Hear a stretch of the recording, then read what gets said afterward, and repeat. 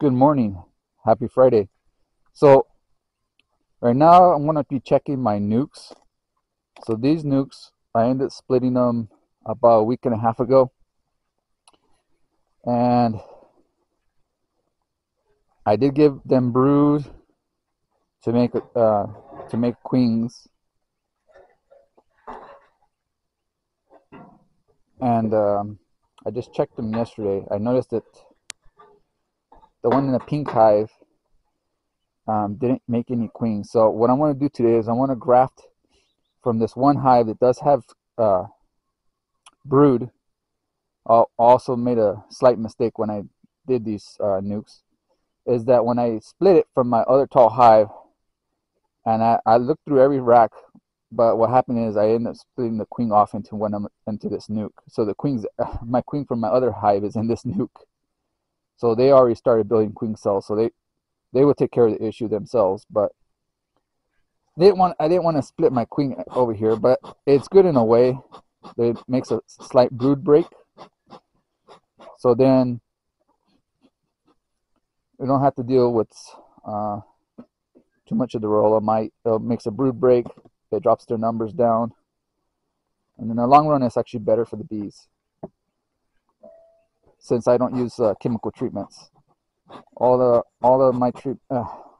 the practices I use are mechanical treatments. So meaning that either I use oil traps or I use oil traps underneath the screen bottoms, and that's the way I treat my bees. But there's no actual chemicals going in my hive, as I just don't want them in my. I don't want chemicals in my hive. So there is a few dead hive beetles in the oil traps. Not too many, but there's a few. This one's pretty good. I cleaned out pretty much all the hive beetles are in there. So the one is an oil trap. This one here is an oil trap, but I have this one filled with peppermint oil. So as a preventive measure for keeping the hive beetles out. I noticed that low doses of peppermint oil do not keep them out. It has to be a pretty high dose for the odor to be like really in there, so the bees can smell it, the beetles can smell it, you can smell it. You'll smell that peppermint. The moment you open the lid, you'll smell the peppermint oil, and that's what I'm looking for. Um, but I really want to keep the beetles out of my hive, but in order to do that, I have to really put it in there pretty strong. I have used slow release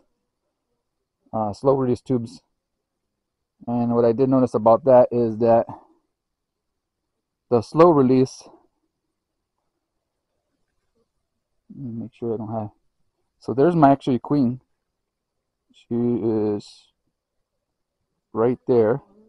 You can see her, and put a couple queen cells in there, and then let the bees go at it and see if they'll make them into some queens. We'll just squeeze it into the rack, and then let them. It'd be better if it's downward.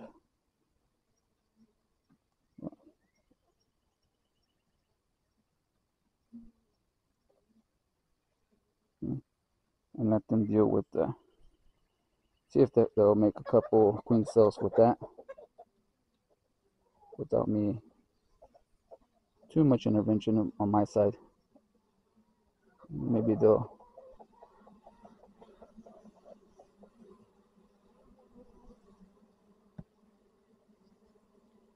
they're getting pretty loud. They don't like that.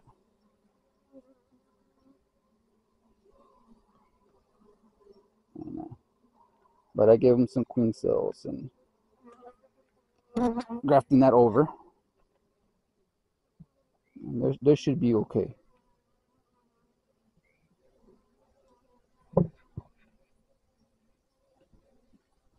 From what I'm The last one is also in the same boat as this pink one.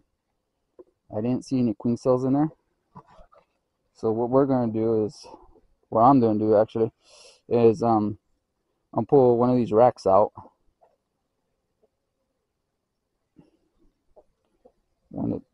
Hopefully when it's not full of, there's some hive beetle.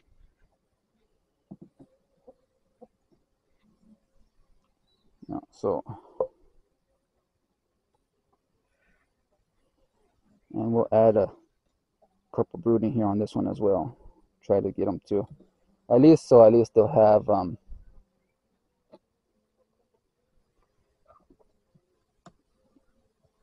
ways to make queens, because I didn't see any there. I did provide them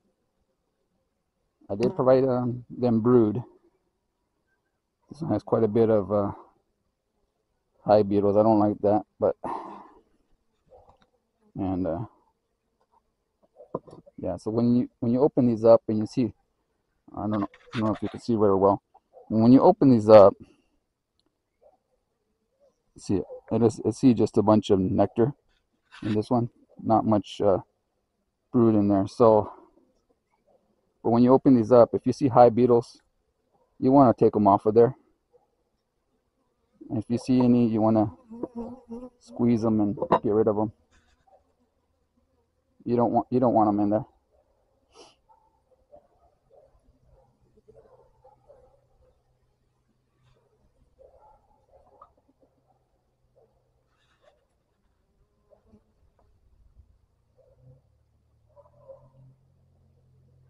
Yeah, you don't want them in there.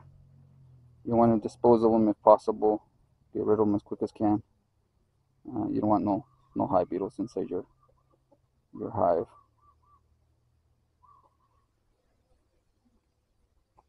So I'm putting some queen cells in there, and I hope they do take. Hope the bees do feed them. So I'll set them in there. And if you notice that I'm not using no rack to put a bunch of queen cells, I'm just pushing it right into the wax and letting the bees take care of what they're. I don't want a bunch of queens, so I'm not trying to rear a bunch of queens. I'm just rearing maybe only 2, and out of the 2, whichever one hatches, that will be the queen for this this colony. So that's what my goal is. Not trying to make a whole bunch of queens. There's some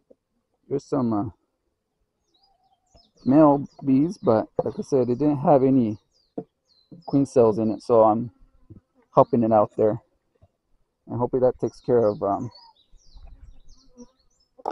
the problem that they're queenless. But only time will tell. And about a week from now, week and a half, I'll come and check again and see if they cap those cells. If they did cap them, that would be good. So I will check if they capped them, and then go from there. But if that's just showing you how you could do a few queen cells, just graft them yourself. It's not hard. You just want to make sure it's the youngest brood, and then you just go from there. Now, I know I showed a video the other day. They didn't have much audio. Haven't been feeling that great. Been having a little runny nose and stuff, but I wanted to show you this hive. So this hive, what happened was the pigs ended up knocking it over, and I did try to explain a little bit. They knocked it over. The hive was upside down. Oil pans had dripped on the bottom of my frames, killed pretty much half of the colony. So this bee colony is way knocked down in population, and it's building back up. It's taking time, but it is building back up.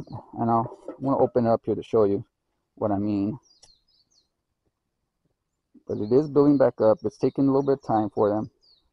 Um, the queen didn't die, which was hope for this hive, because I really love the genetics of this hive, and I was really hoping she didn't die off in what ended up happening during that what happened during that time with the pigs and stuff. So I was glad that she hadn't died, because I do want to keep this genetics. As this hive, I usually never have any issues with hive beetles. You know, it might have a few or there or so, but I never had any slime outs on it. They usually take care of them pretty good as long as they're in peak of health and they're not having issues. But when they do have issues, then yes, they don't do that great, because, like I said, they ended up having when the bees end up half of them dying to the swine because of the flipping over the hives. I mean, that set them back some. But just to show you, the population is actually booming back up. So there is a queen in here. She's doing really well. So she was laying. The last time I opened it, I don't want to pull any racks out because I don't want to disturb them too much. But the last time I opened this, she already had laid in three of the racks. So I ended up putting in a couple of new racks in. Took out a bunch of the other racks, had to clean them all out, take them out because of the worms, and take them out, rinse them off, let the bees rob them out, and give the worms to my chickens and stuff, and try to get rid of all the hive beetle issues because of that flipping over that caused so much damage. There was worms up the edges. There was worms all through the racks. I mean, it was only a miracle the hive survived. And the only reason it did is that all the bees had migrated all the way to the other opposite side of the box. This side of the box was empty. It was just maggots. So I'm really glad that she's bouncing back. Like I said, she's doing really well. And I do want to continue this genetics, as they don't really have any issues with hive beetles. They build up real strong. And I don't check this box constantly, so I'm not trying to disturb them. So this is my this box. I really like it to keep it more of a natural approach on this one. My other boxes, I do check them a little bit more frequently, the commercial style hive boxes. But that hive, I just don't really want to tamper with it if possible. And I want to just let it do its thing, and I let it do that for all last year, and I was able to collect some honey off of this hive. I took out about if I was to say pretty much how much honey I took off of this, I took off about 3 racks. So I got 3 racks off of it, and then I went off of that. But did produce 3 racks of honey off the opposite side that didn't have no brood in it, and it was ohia honey, ohia wildflower, and guava honey. So that's the type of trees we got around here. We got ohia, we got guavas all over, and we have a lot of wildflower. So this is this hive.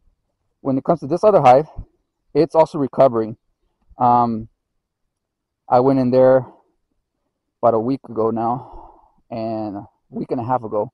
It had no queen in there, had no cells filled out, and I wasn't sure if the guardian caused it to go queenless. And I took off all the guardians. They don't keep the hive beetles out. And that was the main purpose I got them for. The guardian hive interest reducers. I got them to keep the hive beetles out. They don't do it. I tried them for quite some time now, and over a year now, and I didn't see any benefits to have them on there. I did see just a reduction in the bees going in and out, because it slows down the traffic. So with them off, the bees do a lot better. And so I've been checking this hive out. The last time, like I said, a week and a half ago, almost 2 weeks, I didn't have a queen in there.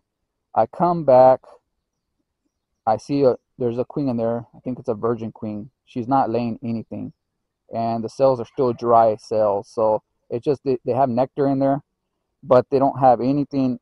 I mean, let's see. I don't know if you can see it here, but they don't have anything of any brood at all in the hive. So I wanted to check what was wrong with those, but the hive is still on the strong side, and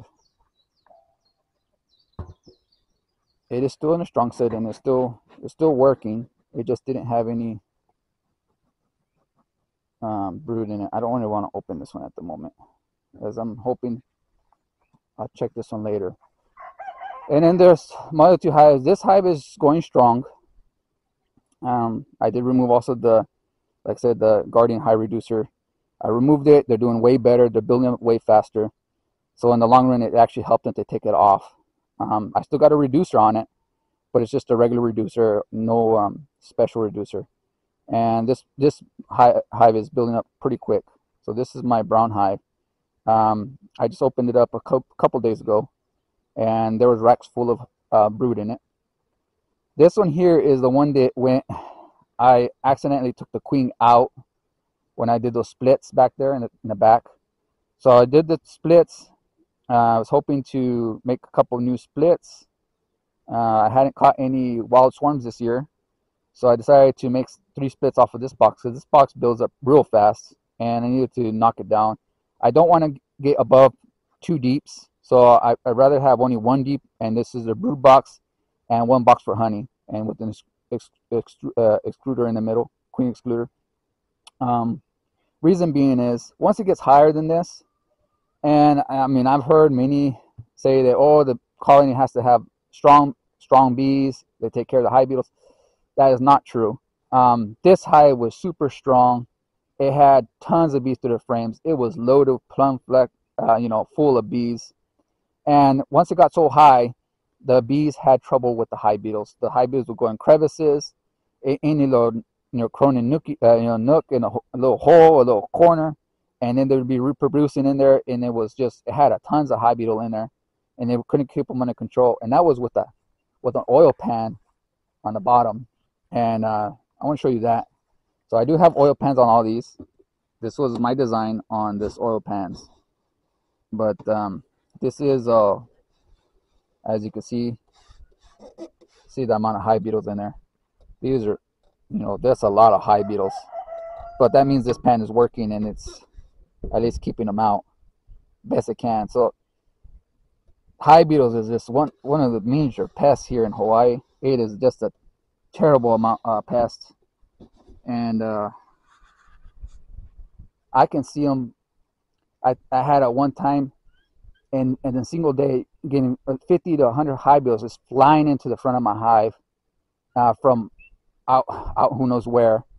And so this is the way to prevent them. I had to put oil traps, and this has actually been the most successful way to prevent the hive beetles, is with the oil traps at the bottom that keeps them out. We'll be migrating away from the oil and more into like a shortening. But there's a couple still alive in there. But yeah, I'll be going to shortening and see how that works. Because the oil, like I said, what happened to my other hive, that was just slightly dangerous, and I didn't want to kill all my hive out. And the oil, it works great, but then to take a chance of it wiping my bees out because it gets flipped over, and and just look at the hive beetles. And this is some bad hive beetles. I don't see anything else in there. I see pollen, but otherwise it looks pretty clean. I do see some. There's some hive beetles, and but it looks pretty clean overall. So I know I need to clean out these pans pretty soon. And but they're doing their job, and that's the goal of these pans, is it keeps the hive beetles out. That's really the goal. I really was pushing for that. So as long as I keep them out, that's where I'm looking for. This other hive, it's my long hive, and see. So there is this and this one here. See, they still were having issues with the larva. It took them a while before I wiped out pretty much all the hive beetle larvae in this hive. As like I said, it got flipped over and it just was so plumb full of worms and maggots. It was terrible. But it looks like they're getting it under control. I don't see much larvae in here anymore. I do see hive beetles, but those are all the old ones that had died prior. So, but as of right now, when I went in there, it had very few.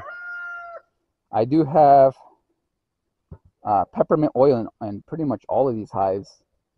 Like I said, I did notice the peppermint oil does work, but it has to be put in a high concentration.